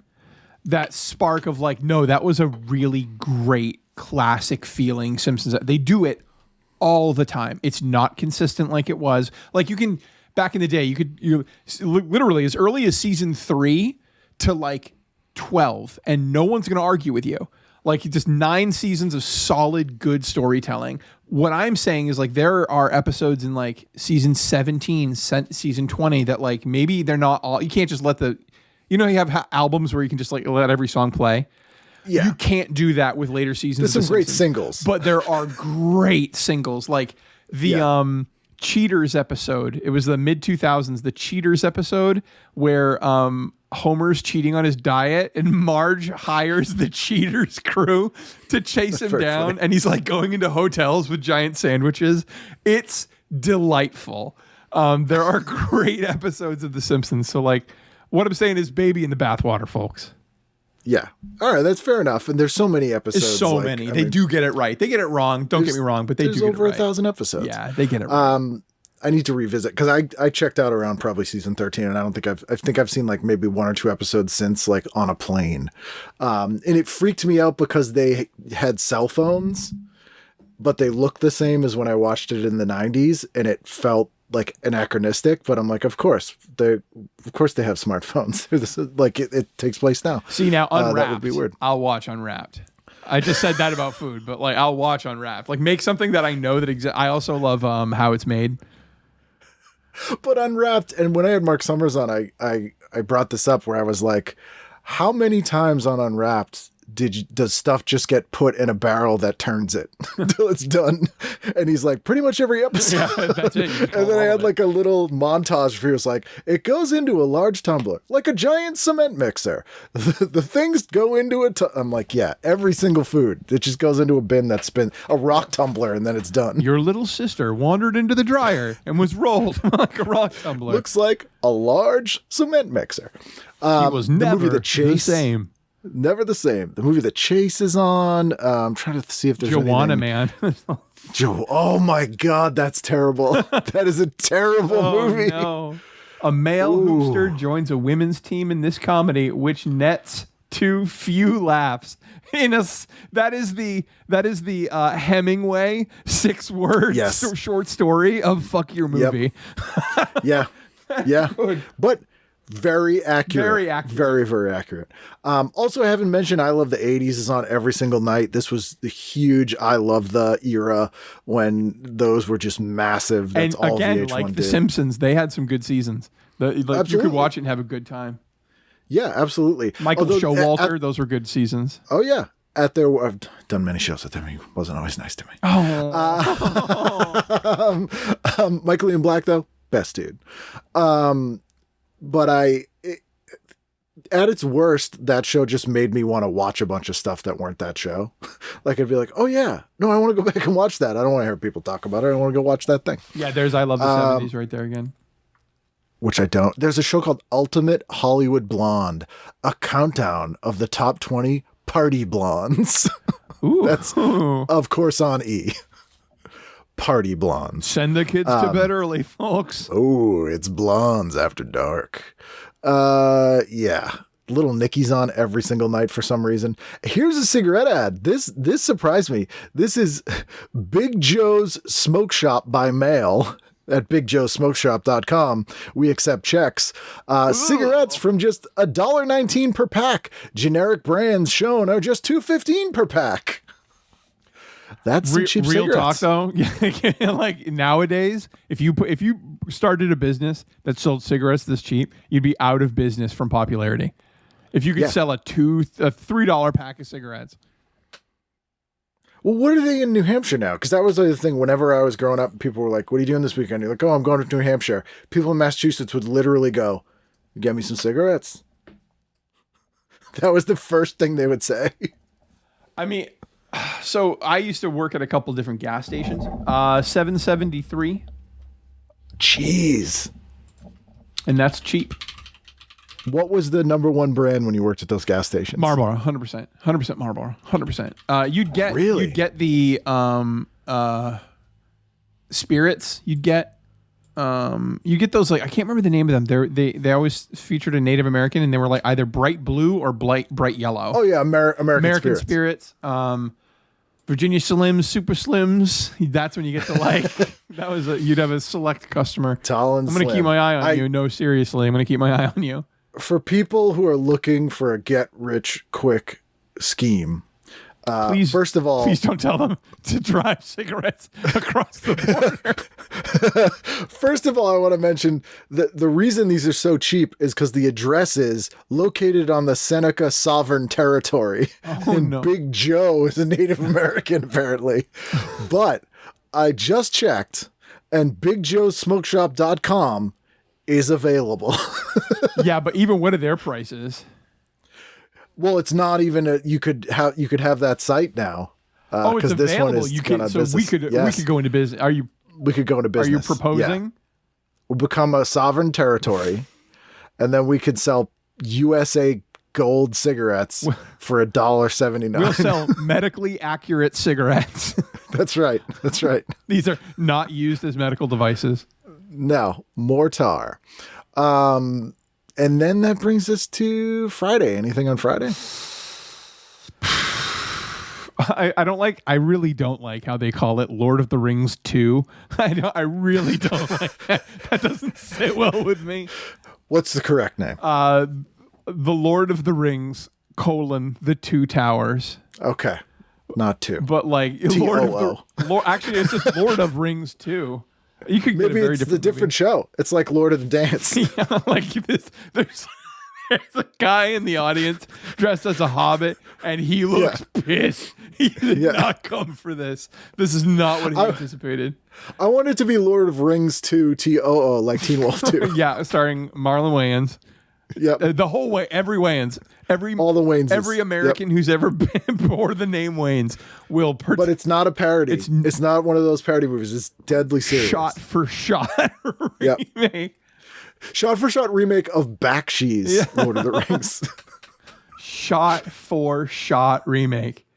Yeah, I really don't like how that doesn't sit well. There's a Disney Channel premiere movie called Tiger Cruise. And the logo looks like Top Gun. It stars Bill Pullman and Hayden Panettiere. And it says, Maddie wanted a father. She found a hero. See, I am really attracted to the writer whose job it was to succinctly describe a movie in less words than my Taco Bell order.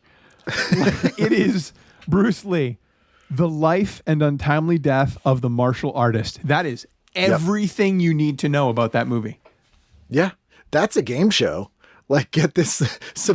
It's almost like $10,000 Pyramid, but sort of in reverse.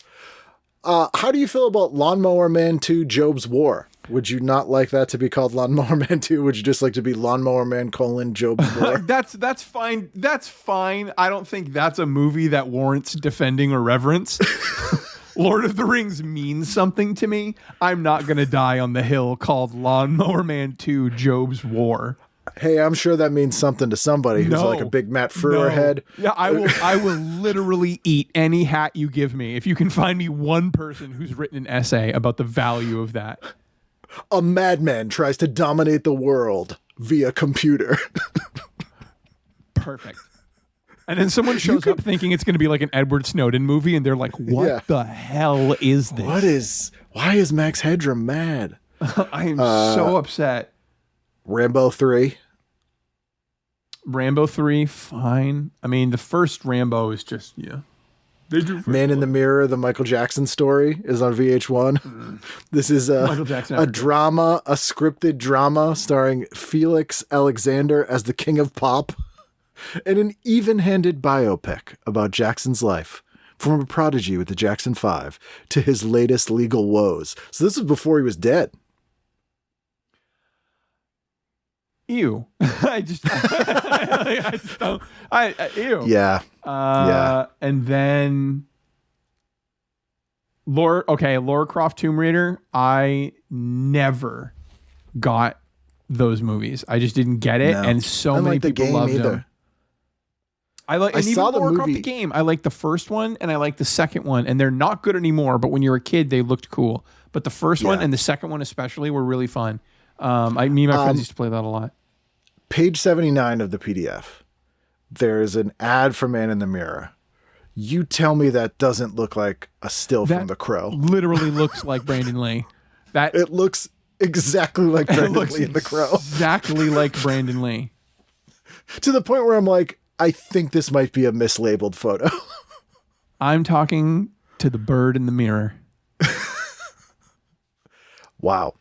That's the whole week. Wow. Did we miss anything?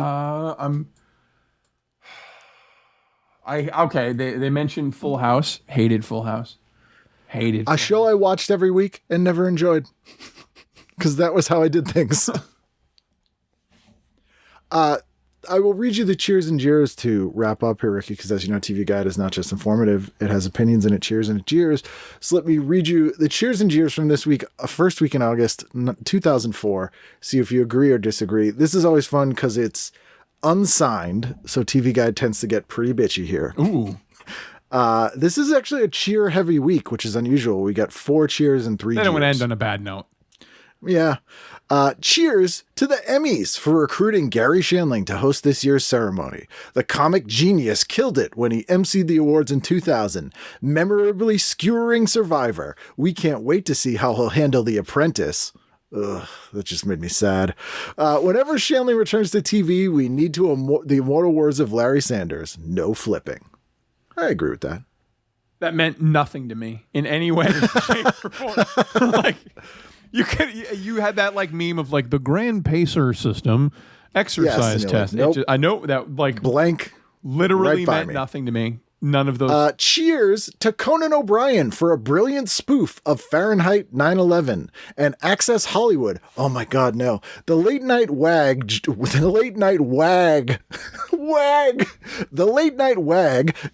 that Olin Genius. Oleaginous. You're the smart one. What is that word? I have no idea. Oleaginous. Oleaginous? Yes. From the Greek, I means, have no idea. It means oily, apparently. Right. See, this is what I mean. Like these people, they hired like writers. Yeah. Like they're using the word oleaginous in the cheers and jeers, but they go, late night wag joked that oleaginous first cousin Billy Bush was promoted to Access Hollywood co-anchor because the president's Saudi Arabian pals secretly own the show. What the hell? So we have an Apprentice reference and then a Billy Bush reference right after, and I feel gross now. And then the jeer. Oh, I feel like if we could go back in time, but jeers to Fox News Channel personalities like Sean Hannity, Neil Cavuto, and John Gibson, who relentlessly plug their own books on their shows. Call us old-fashioned, but we think news networks should provide viewers with information, not infomercials. God damn. I mean, yeah, sure. Cheers. This is a good one. Friend of the show, been on the show. Cheers to Dave Foley for his wry commentary as the new host of Bravo's. Do you know what it is? No. Celebrity Poker Showdown. No. Unlike previous Joker, Kevin Pollak, the X-News Radio card, they're calling him a card, wisely plays it close to the vest. In short, he's so money. That is... That's like running into your friend who's now working at the gas station, and you're like, "Oh, hey, Chris. Yeah, how are you?" It hurt me to read that. Hey, so money. Oh, is your mom still? Cheers to CNBC for giving John McEnroe his own talk show. These are really sad. Yeah. It's not. Yeah.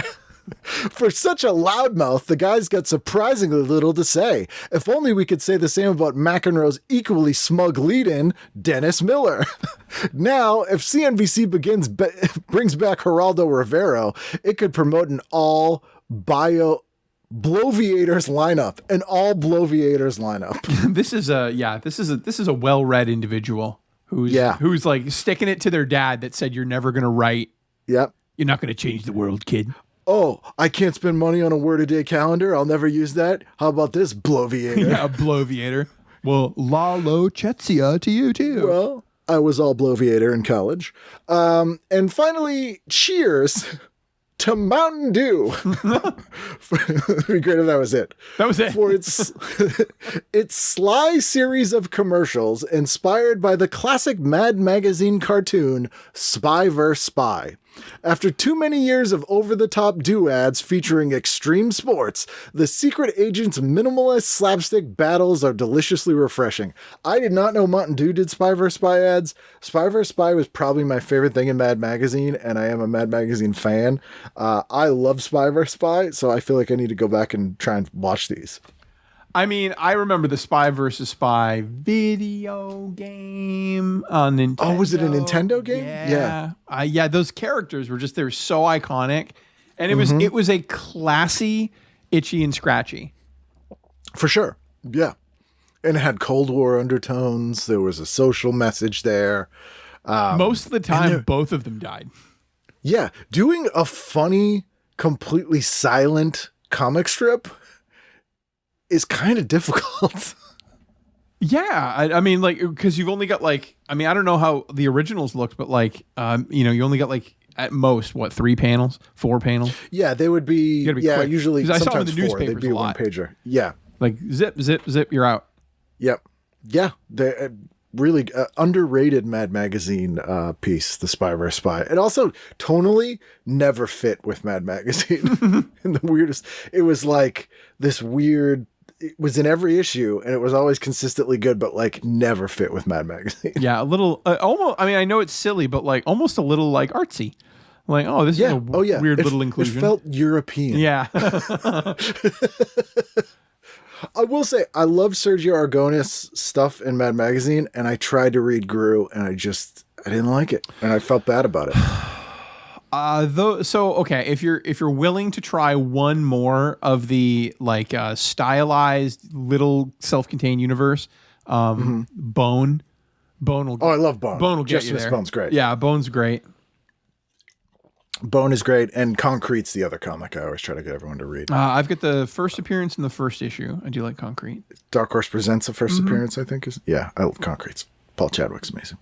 Well, that is the week. Thank you so much for doing this. I appreciate you taking the time to chat these things. Yeah, it was really fun. And you're a nerd of a high caliber. Usually, I'm not gonna lie. Like, not to blow you or nothing, but like, a lot of times you get invited and stuff like this, and like the other person's just like, I don't know, they have trouble keeping up. But this was a worthy test. I felt like I couldn't get you on a couple references, and I was impressed. Very well done. There you go. That's Ricky. How fun. Awesome dude. Fellow New Englander. Huge comic nerd as I am. Love talking to him. I could talk comics all day. I feel like I need a separate comic book podcast that I can't do because I'm already spread incredibly thin. Man, this has been a stressful year. I'll get to it in the year-end review in 6 months or whenever that is. Jeez, this year is also going by very fast. I guess that's good. Anyway, I won't annoy you with my internal monologue. I'll have an external monologue or an external duologue. Is that what two people talking is called? Next week, I should ask Ricky. He's a word guy. Next week, so please be here for a brand new edition of TV Guidance Counselor. So here's the deal. So if anyone ever listens to this, and thinks I could have ended the joke there.